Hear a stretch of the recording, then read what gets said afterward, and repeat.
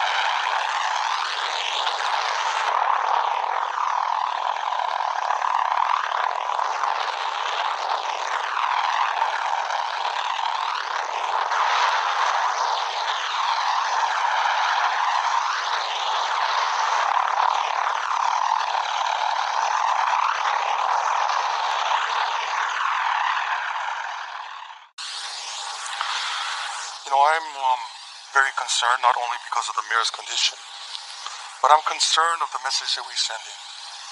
We've gotten so much help from all over the country, and even the world, in donating funds, reaching out to give donations to this effort. And we only ask that the council understands this and try to give us an opportunity to make this a better place to live. And I think that with Deanna's presentation, it will give us an opportunity to look at looking at this budget. Nobody likes to raise taxes. Not one person wants to raise them. It affects all of us. We all pay taxes in this room.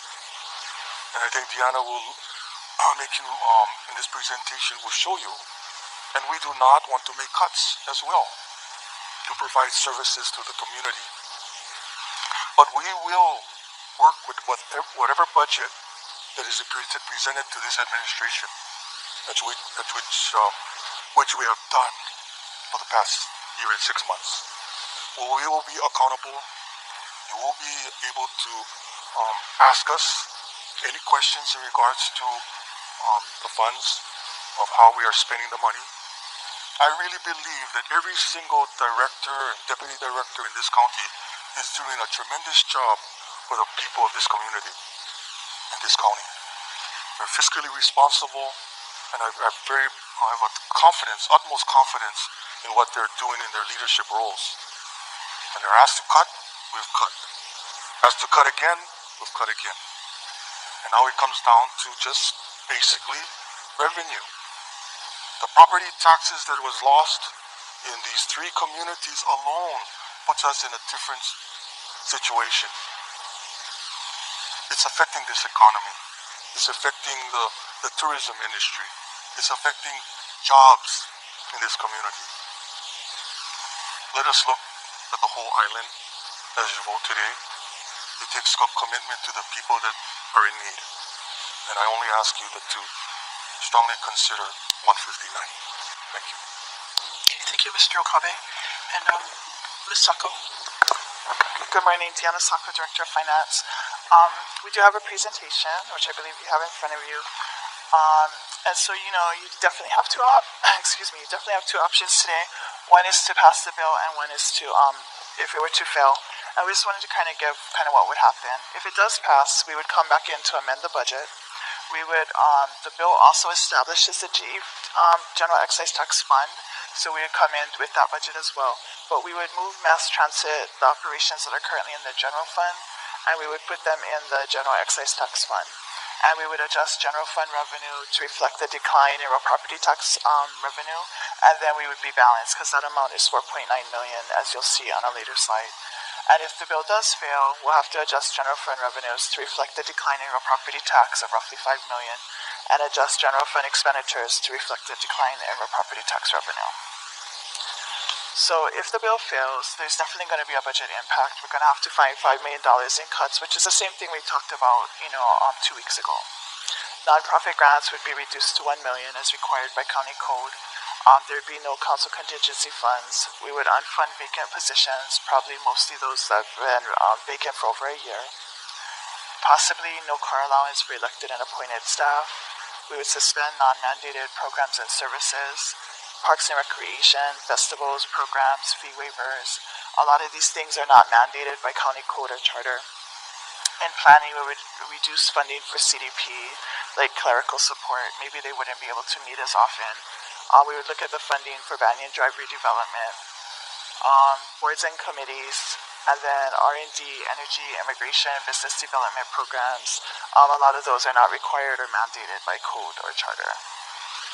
Then the budget impact continued, reducing non-mandated programs or services, like, with possibly closing pools and gyms certain days each week, deferring repairs and maintenance again. Public Works, reducing LBC and unsafe floral. Solid waste, recycling programs would be reduced. Reducing training opportunities, deferring equipment purchases, and possibly closing rural offices. And we would come back in with a budget amendment so we could talk about it. But again, these are the things that were not mandated by charter or code. If the bill passes, there would be no additional reduction in programs and services. Mass Transit would have the funding it needs to make its improvements and to implement the master plan.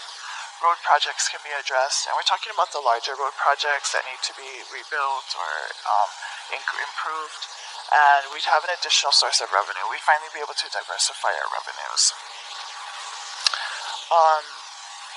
If it passes, this is a proposed budget amendment. This is similar to what we gave you when we first took up the bill, whatever the number was, 102 maybe. But we would reduce general fund real property tax revenue by $4.9 million, and we would move basically all of the mass transit expenses in the general fund to that general excise tax fund. So that's the first $4.9 million.